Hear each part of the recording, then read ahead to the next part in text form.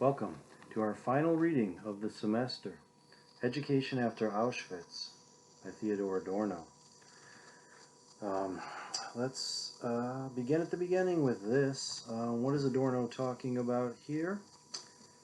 When he claims at the beginning of his essay that the premier demand upon all education is that Auschwitz not happen again.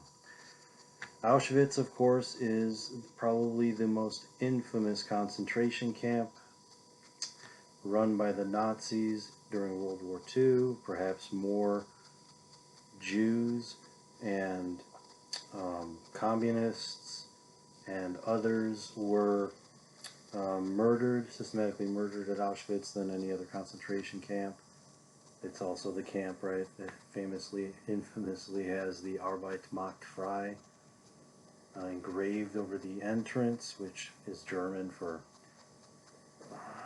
something like "work will set you free," which of course was not the case. I guess it was maybe a false promise there that if you work hard you were going to be released from the camp, when, as we know, generally people were put into gas chambers and murdered. So Auschwitz here, let's not get too hung up on the historical concentration camp. Auschwitz, for Adorno in this essay, is a symbol of what he also refers to as barbarism. What does he mean by barbarism?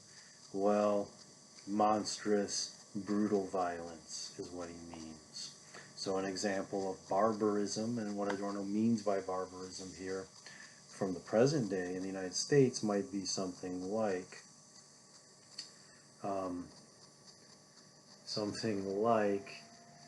boy, I just had an example in my imagination. Oh, of course. It helps to actually be in the classroom sometimes. I think this would have come to me sooner. You can't help but notice the signs near the entrances to classrooms at universities and elsewhere these days that have sort of emergency procedures. And these emergency procedures now are no longer simply what to do if you get some caustic chemical while learning in a lab on you, right? That you must, go and use some little shower thing and decontaminate yourself, etc.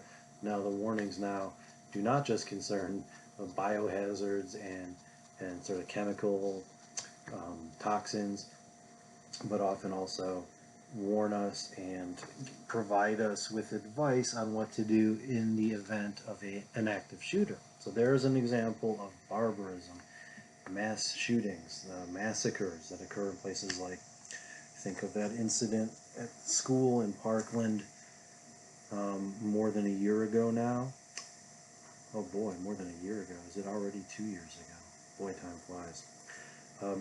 Anyway, several years ago, the Parkland school shooting, also the shooting, for instance, in Sandy Hook, or the shooting that took place at the country music concert in Las Vegas, where you had a gentleman in a high-rise kind of hotel overlooking a lot of people at a country music concert and took a lot of people's lives that day. These kinds of events, right? Or the videos we see of police brutality, where police are choking detained suspects to death on camera. Here's another instance, right?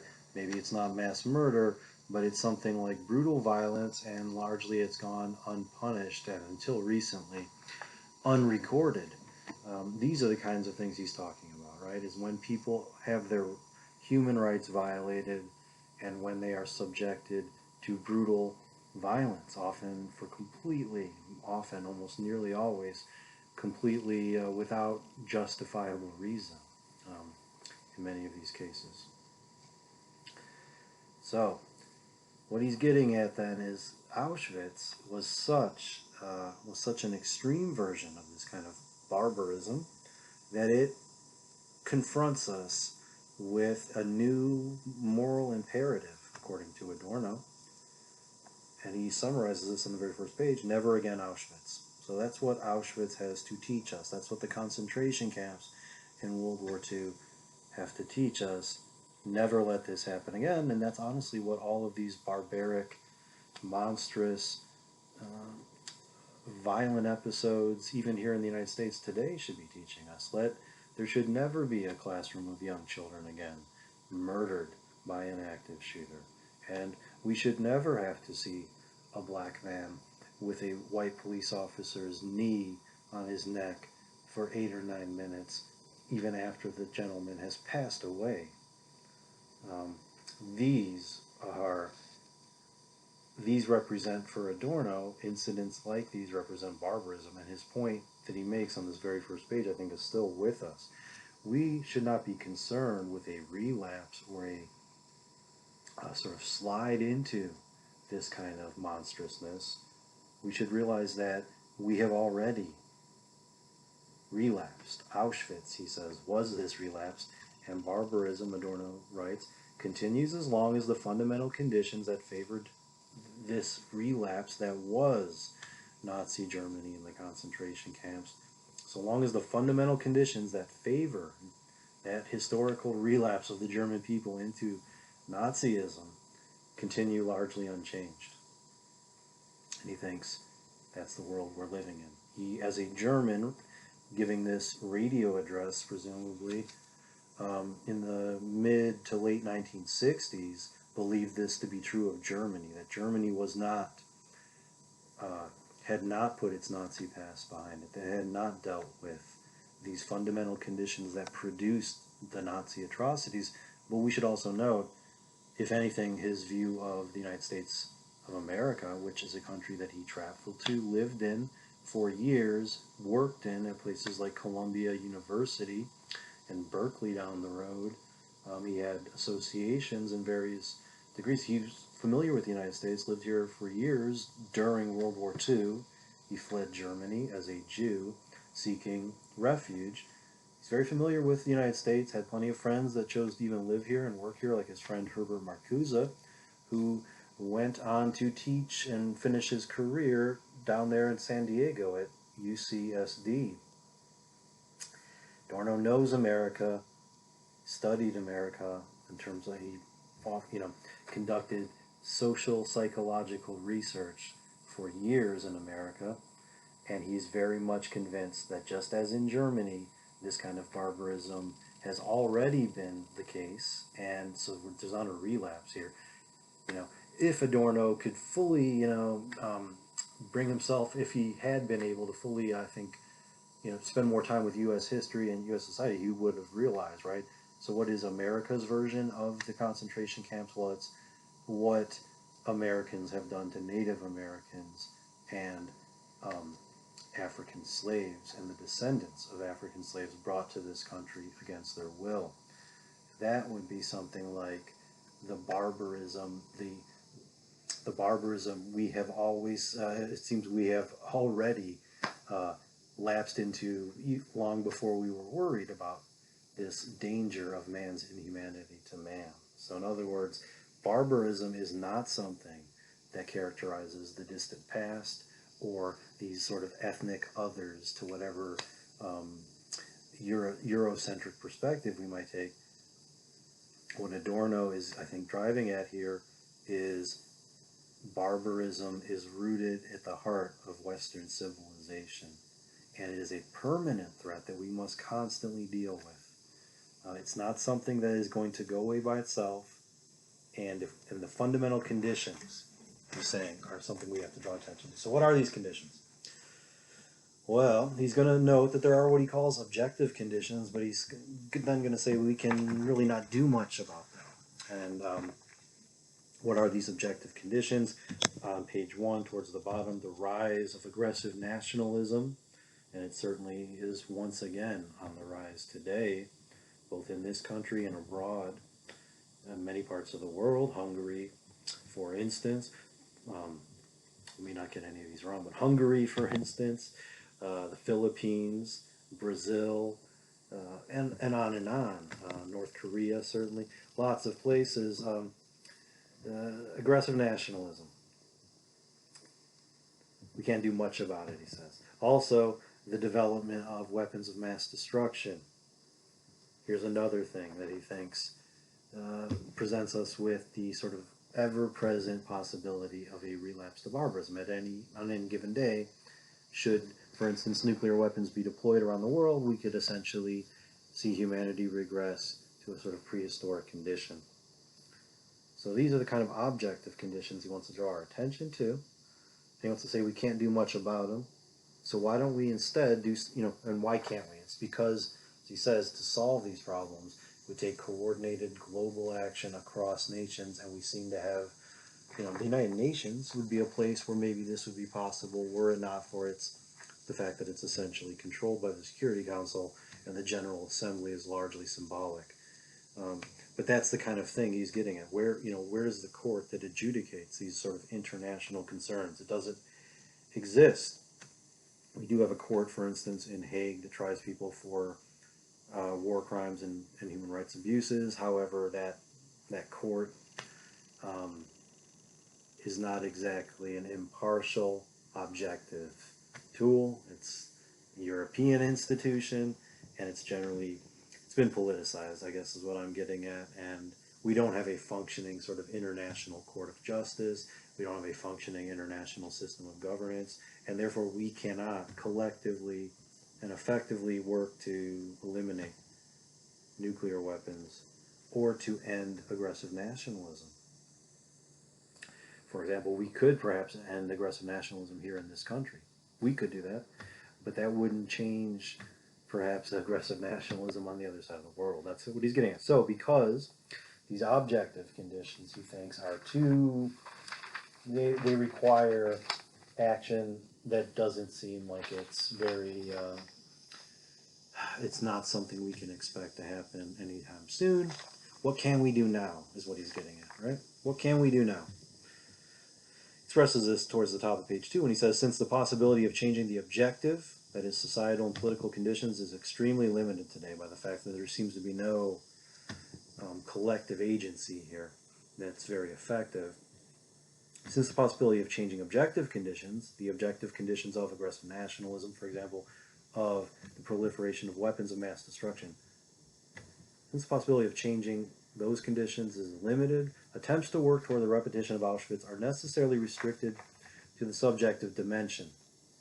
And he's saying, not the psychology of people who do such things. That is, it's not just that we want to study the psychology of mass shooters or soldiers who commit war crimes or police officers who commit murder or police brutality while on duty. It's not that we want to just study their psychology and then we can somehow figure out how to prevent that from happening or lessen it, right? Oh, I'm sorry. He says, by this I also essentially mean. And so this is what he's getting at, I guess. So let's think about this for a minute. What does he mean here? Right? He is claiming that we need to carefully study the psychology of people who commit atrocities. And why does he think so? Well, clearly the goal isn't to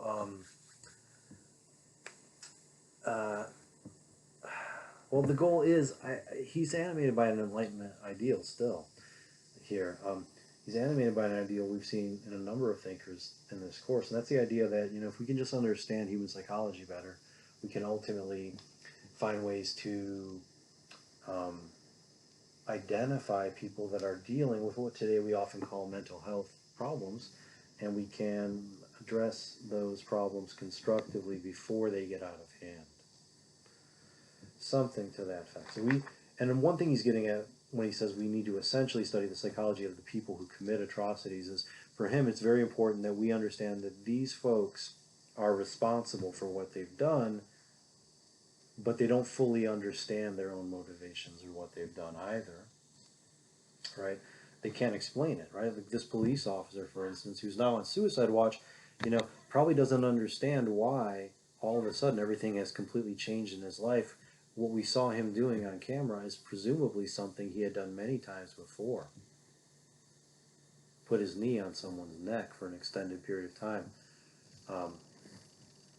And so that, that's, I think, what he's getting at, right? Is that it's this, people normalize this kind of brutality. And we need to figure out how this kind of violence and this brutality become normalized so that people don't even really understand the monstrousness of what they're doing. Like Nazi um, prison guards who would list, would have a string quartet playing music while they had a nice dinner at the very camp where people were being gassed and murdered, right? Um, so in other words, they were able to have a fine meal, listen to some wonderful music, and sleep peacefully in a camp that was systematically murdering hundreds of thousands, millions of people. This is the kind of thing that he wants to unpack here. How does this happen? How do people, without even necessarily meaning to, become capable of this kind of brutal violence? So we need to study the psychology of the people who do such things, but we shouldn't, I think, expect, as some naive thinkers in the past might have thought, that we could somehow become capable of then sort of anticipating in advance who would be doing these things and prevent them. I think one of the problems to what he's suggesting here is people are not going to reveal their psychology um, when they feel that doing so puts them in a compromised position. So in other words, if we want to study people's mental health in general, we would certainly need to do something about the stigma of mental illness before we could expect people to be honest about their feelings and their thoughts, right? Um, so there's a powerful stigma still on the mentally ill that I think means that even when we try to study people's psychology, we run into a kind of resistance and a refusal to go along with this. Um, that I think we have to acknowledge. Appealing to eternal values isn't going to help. So what do we need to do, Adorno, right?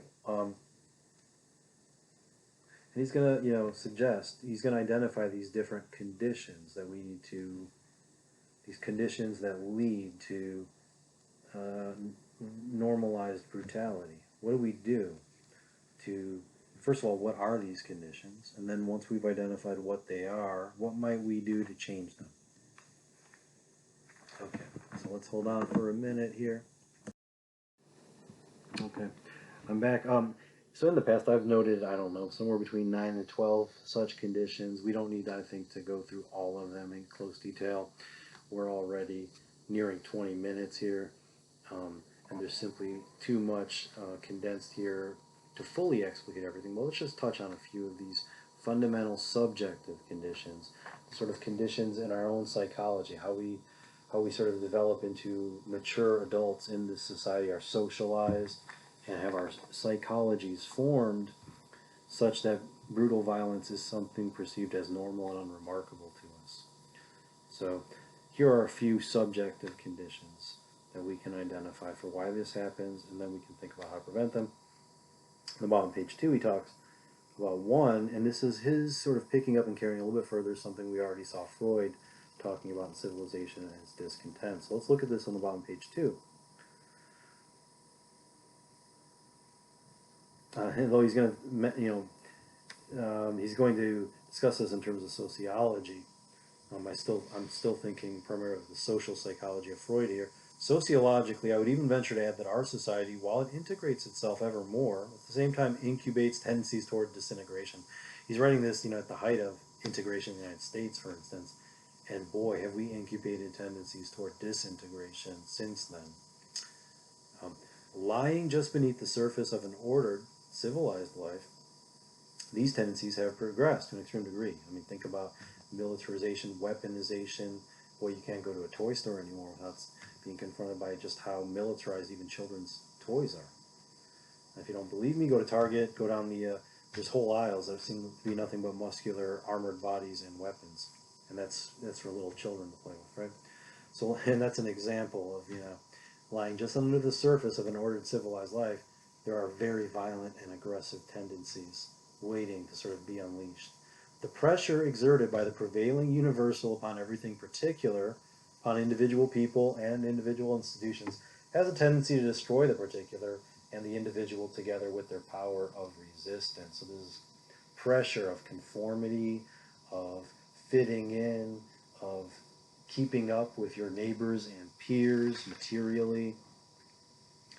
Um, And this pressure to sort of live up to these ideals, what's expected of us, to be a man, to be a woman, all these sort of gender ideals. And then there are sort of ideals of what it means to be a successful person.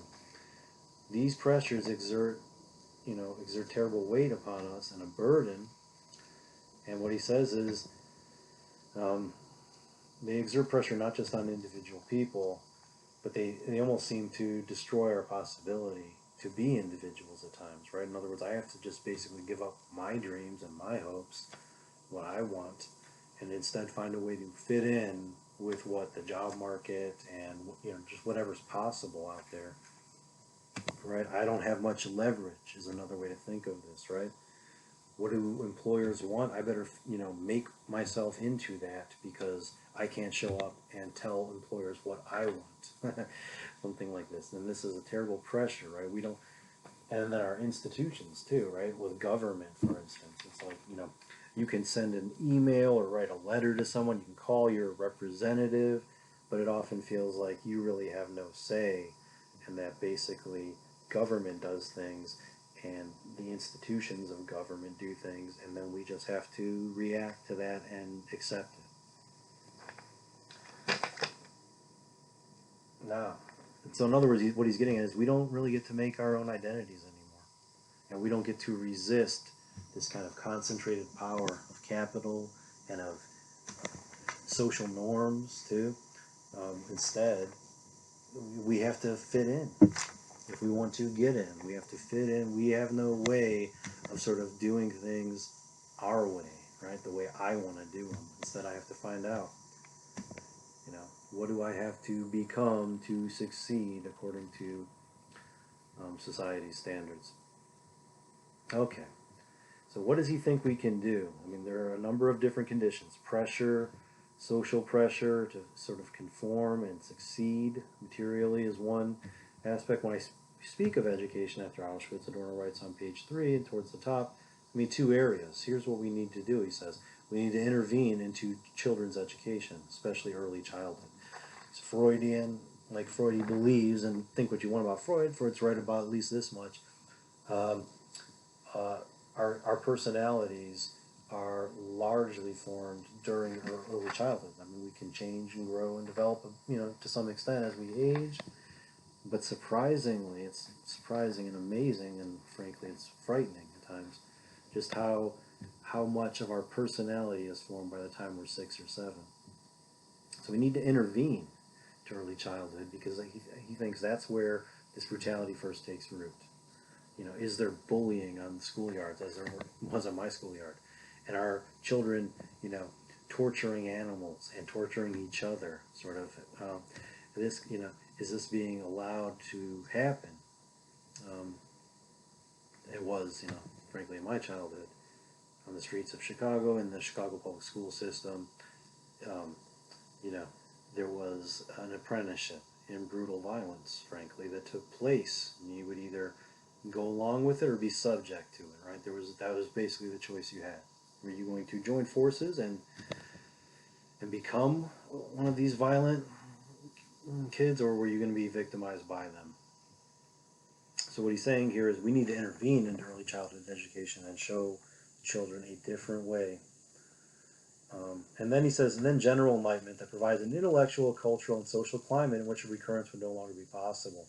It's interesting, I was listening to the district attorney, or the prosecutor there in Minneapolis today, and he was pointing out that, he's preparing to charge and prosecute now all 4 of the police officers involved in this murder of George Floyd.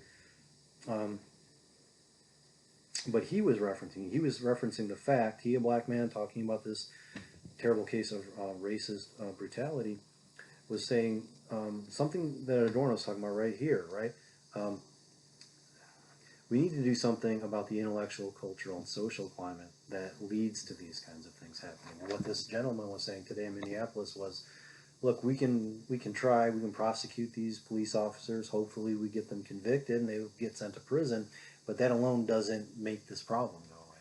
And he even referenced today, I can't remember the gentleman's name because it was, I'm just not familiar with all the prosecutors around the country, but nonetheless, he was saying something to the effect that We even need entertainers and artists to be involved in this to inspire people. And I think that's what Adorno is pointing out, is you need, for instance, screenwriters for television shows, screenwriters for Hollywood films, the people who design and produce the video games that so many children play, etc., right? The music makers. These are the folks, too, that need to take up this work, right, of enlightenment. Enlightenment, okay? And getting people to sort of think about about themselves and the society they live in, and to think about how we can make these horrible things that have happened and that are happening still never happen again. Now, he's not going to tell us much about what this this intervention into early childhood education is going to look like, but he does indicate, as he puts it, some of the nerve centers. Okay, let's look at what he says about what he thinks is an American misunderstanding of German Nazism, and what it tells him then. Something of interest here for understanding the conditions that lead to National Socialism and barbarism. Often, for instance, this is in the middle of page 3, in America, the characteristic German trust in authority has been made responsible for National Socialism and even for Auschwitz. So people have said, look, the German people for a long time have had this, this fixation on order and regularity. I mean, it's even in their language, frankly. It's a wonderful thing about their language, but it's a language that's very systematic and regular, and it's phonetic. For instance, every letter is pronounced a consistent way. So there's it's even built into the language, it seems like, of German. But what he's saying is this is far too superficial, right? This explanation. It's not just that Germans tend to be law and order types or something like this, and that's why this happened there. He says, I consider this explanation too superficial, although it's not, he says, look, the Americans aren't wrong, right? That authoritarian behavior and blind authority have persisted, as he puts it, much more tenaciously than we would like to admit. So he does admit there's a grain of truth there, but he says this is not deep enough, it's not getting to the heart of the matter. He puts it here, rather, one must accept, and this is something that we're now faced with today in this country, frankly, and this is why the problems he's talking about here might seem like they're from 80 years ago or something, but there are problems today in a slightly different way. He says, one must accept that fascism and the terror it caused are connected with the fact that the old established authorities of the Kaiserreich, this imperial empire that the Germans had, the Kaiser Wilhelm, one must accept that the Second Reich here, before the Third Reich, Nazism arises as this fantasy of reestablishing a German empire. But one must accept that fascism and the terror it caused are connected with the fact that the old established authorities of the Kaiserreich decayed and were toppled, so Germany loses World War I, and that Reich, that empire, falls, and it's replaced by democracy, social democracy. But the people, he says, were psychologically not ready for self-determination. Germany and its people were not ready for democracy overnight like that. They moved from sort of being subjects of an emperor to suddenly having dozens of political parties in a parliament, and they were not up for this, he says. They proved to be unequal to the freedom that fell into their laps, much as it seems like in this country, right? We often prove to be unequal to the freedom that we are fortunate enough to have here. And we instead seem to be transmitting to the next generation a less free version of this country than we have received. So for this reason, he says, the authoritarian structures then adopted that destructive and insane dimension they did not have at earlier periods. So in other words, the fact that you had so many parties in Germany and it seemed like you couldn't form an effective coalition government, right? He says, that's actually what sort of inspired people with the desire to support a strong man. And there's a sense even today where you could use this kind of social psychology to explain the rise of Donald Trump and say something like there's been this kind of back and forth Republican-Democrat kind of gridlock for decades, and one party has a president elected, and then they serve 8 years, and the other party gets their 8-year term, and it goes back and forth, and it seems like you never make any real progress in one direction or another, but you take one step this way and then one step that way, right?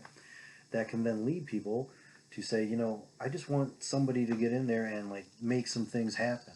I'm tired of all the promises not being fulfilled and all this sort of gridlock and paralysis.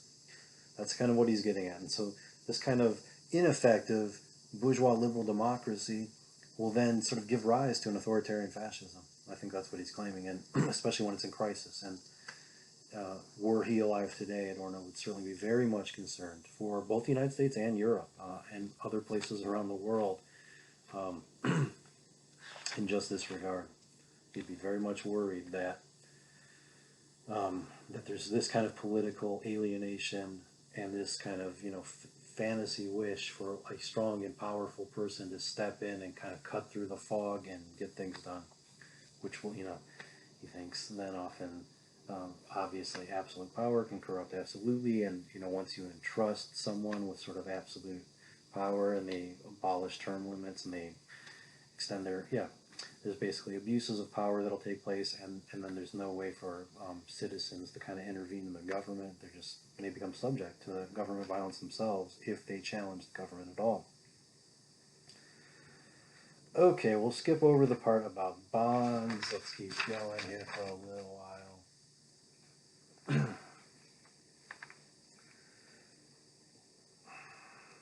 Here's an interesting passage in the middle of page 4. He mentions the book The SS State by Eugen Kogan. And Eugen Kogan here, fascinating book. Boy, The Theory and Practice of Hell, I believe, is the updated version of this book by Kogan. An excellent work on the Third Reich and on the Nazi camps. Kogan says, right on page 4 here of Adorno's essay, Kogan says that the tormentors of the concentration camp where he spent years were for the most part young sons of farmers. So now this leads him then to raise this difference between cities and countries, to point out that, and I'm not so sure of this. I mean, I'm someone who was raised in a very big city, certainly saw plenty of sadism there. So I don't buy this idea that somehow people in rural places are more sadistic than people in urban areas. I think that was perhaps true 100 or 150 years ago, perhaps, but it certainly doesn't strike me as very plausible anymore. In fact, when we think of the most violent places in the country, we often think of the inner city in places like Chicago, New York, Philadelphia, New Orleans, etc. Although now that it does occur to me that we do have examples of rural pockets that are quite brutal and violent as well. Nonetheless, one of the things he's getting at, that I do think he's onto something here, both in Germany and elsewhere, and even today in the U.S., is there is a real divide between city and country, between these densely packed urban areas where you often have more diversity and more homogeneous rural communities. And so he thinks we have to do something about this. We can't have sort of two different countries in one country. It seems like we're, setting ourselves up for a relapse into barbarism, he thinks, by allowing people essentially to have their education and enlightenment neglected, right? So are there not like very remote parts of the country where essentially there are not good schools, there are not skilled professionals that want to stay there, etc., right? What can we do about this? Well, he claims what we can do is we can do more, right, to as he puts it, debarbarize the countryside. So, and I think, in a sense, technology has helped do this to a measure that I don't think Adorno could have anticipated. It's not, in his day there was radio and television that you could watch and listen to around, even in fairly rural areas. Well, today with the internet, with our kind of connectedness, with the access people have through the internet to all sorts of things, right? means that the differences that used to distinguish city from country are less pronounced. I mean, they still exist and they're real.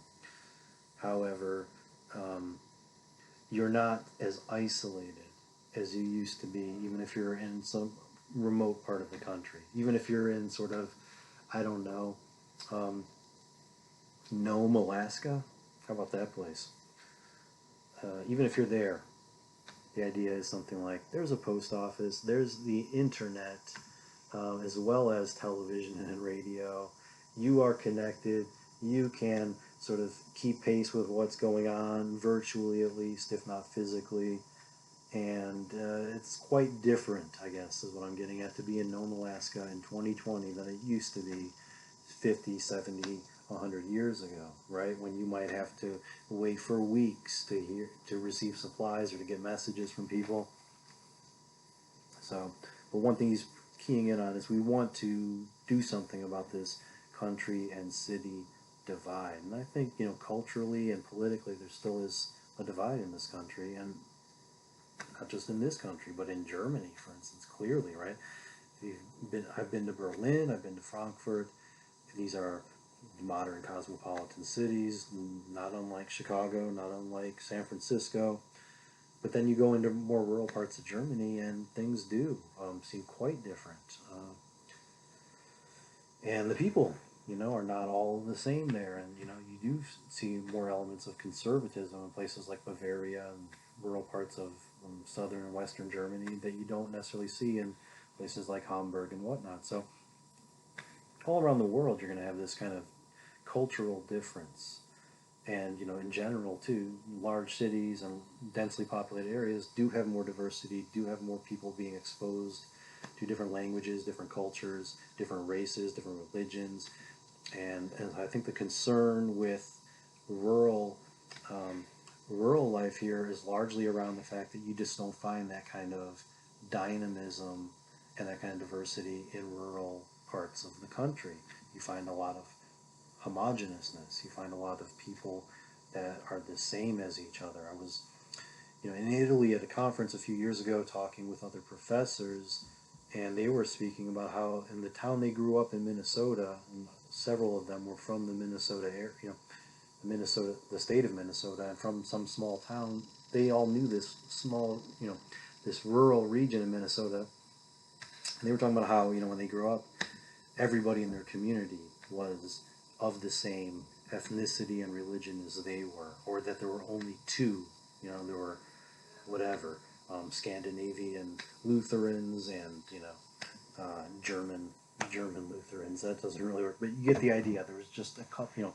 Everyone was like them, and of course I kept my mouth shut and didn't want to talk to them about how things were completely the opposite for me and how I couldn't relate to them at all and felt bad for them.